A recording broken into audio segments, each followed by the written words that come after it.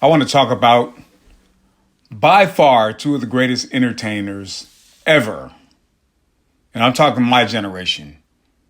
Michael Jackson and Prince. Pick your poison.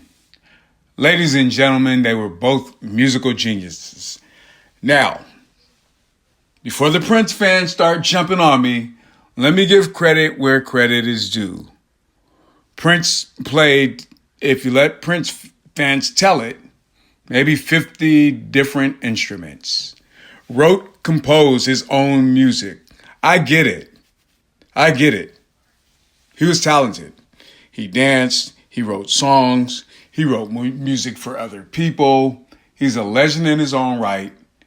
And he has tons of disciples that have followed him. And if it wasn't for him, we wouldn't have the music that we have today because of Jimmy Jam and Terry Lewis and The Time and Morris Day and Jimmy Jam and Terry Lewis producing the SOS Band and Janet Jackson's Rhythm Nation and Control and The Sounds of Blackness and Bobby Brown and Sheena Easton and Sheila E. and Vanity, and the list goes on and on and on and on. And I understand that about Prince. And I'm not taking anything away from what Prince did. Because if we're talking in that aspect of the two, Prince wins by far, hands down. However, you can't take away what Michael Jackson has done and what he's become in this business. I'm not going to go into who got the most accolades, and I'm not going to go into what album sales were and this and that. Those things are always debatable, and it's fun to go back and forth. That's great. That's what we do when we have two musical geniuses. I'm not going to say one's better than the other. But I'll let you make that decision in the comment section. And I'm not here to talk about, like I always say, I'm not here to talk about their characters. I'm here to talk about the music and what they did. For the culture, both icons in their own right. Granted, Michael Jackson's been in the business and he broke in 1969.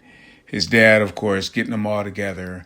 And the whole Jackson 5, Ed Sullivan, Diana Ross brings him out, puts him on her album. She highlights Michael Jackson. And so the guy's been around. And so from the 60s to the early 70s with the Jackson 5, and then later on, when Jermaine leaves, you bring Randy in, they become the Jacksons. This is all like 69 all the way up to like 77. Which is where you enter Prince. Because Prince came in 1977 with his For You album, his first album, probably 19, 18, 19, 20 years old, if that. 1977, the Jacksons, Michael Jackson was still with the Jacksons. Because Jermaine had left, of course, which is why they changed their name. And they were in their Destiny album.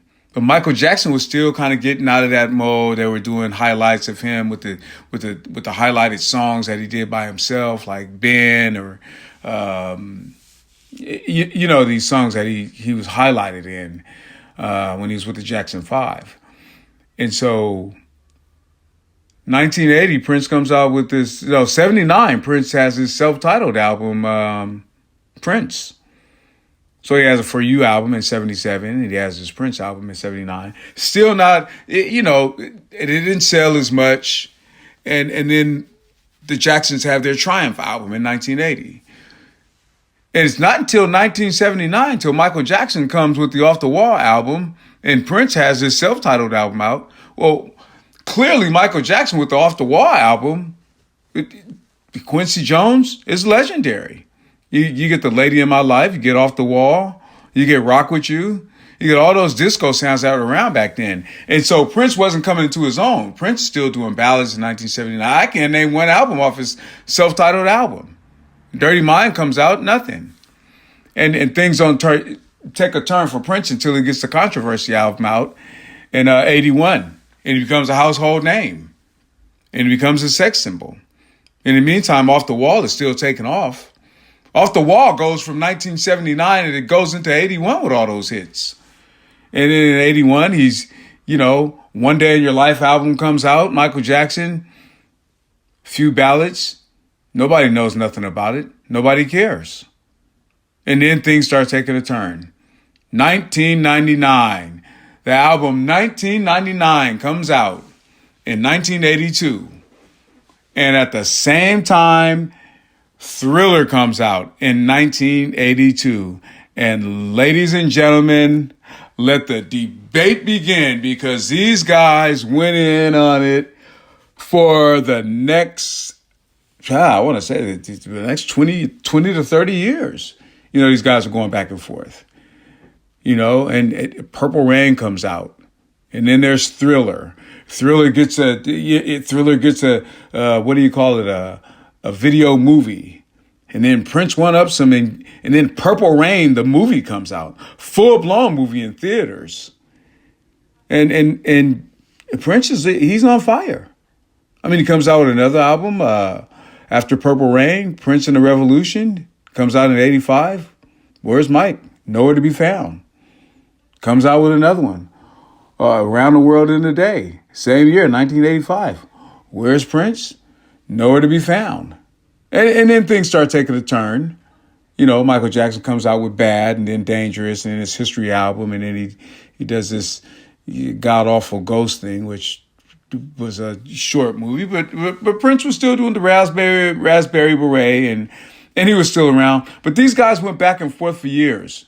And we can talk about all the music. Prince, even musicology, starts sitting down and start playing the piano and tuning. But, I go back and forth with these guys. I like the Lady in My Life and PYT from the early years of Michael Jackson. But then I like the Little Red Corvette, the Lady Cab Driver, the Beautiful Ones. And, it goes on and on. I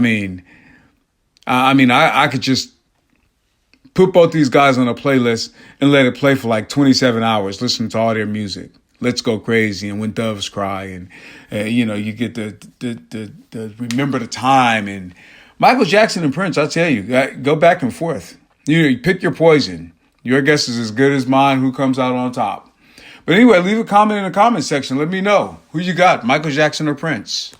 This is the Waters Rant.